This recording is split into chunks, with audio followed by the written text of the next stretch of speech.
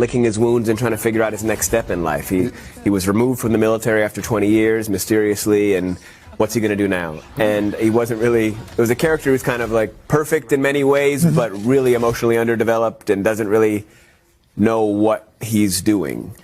So to excel in one area but have weaknesses and flaws seemed really appealing for me to do. And yeah, shooting on the Amalfi Coast for 4.5 months wasn't so bad either. But being able to form and shape a story and just do something light. You know, so much of my life is kind of intense. Yes. Just to do something light amidst all this chaos, you know, and just have a nice time and something international. I really wanted to work outside of the States, you know, and broaden my horizons in that way. And this was a perfect vehicle to do it. You certainly picked a good place. Thank you. How was it, you know, working there for 4 months? Were they welcoming? Was it hard to learn the language? It was hard to learn the language, and I speak Italian in the show.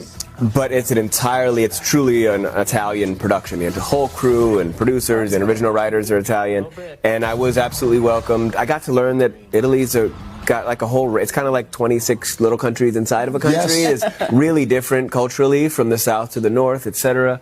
And it was great. It was interesting to be working at such remove from my home in LA, like a 9-hour time difference. So I really was there. LA's asleep when I'm working and vice versa. So I really got to be present. You know what I mean? On your phone, you're always accessible. Checking. In this, I could actually just be focused on playing over here. It's one of my favorite countries. My wife studied there for a semester, and every time we go, I'm like, the Italians do it right. One of the things that I've always loved about your story, before this famed acting career that you've carved out for yourself, you're a school teacher. Yeah, I was. Like, have you ever thought about going back to that? I'd love to go back. I'd love to go back to school. I love being in a classroom. I love to be a student.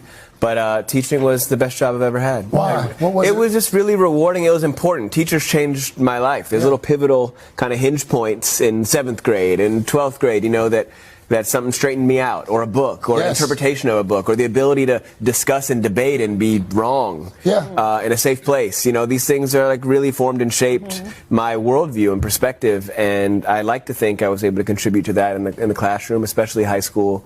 I love that. Energy. So I hold it dear to my heart. I could also see you being really good at it too. Because you're passionate. I care a little bit. That's terrific. Jesse, give me the pronunciation. Hotel Costiera. In fact, you may as well just read the whole thing. I think I should. Just go ahead. All episodes of Hotel Costiera are streaming now on Prime Video today. You can binge the whole thing. It's 6 episodes. Just knock it out. Those were Al's lines. By the way, if you could do the weather, you could have his job. That's true. I've tried. I've auditioned 3 times.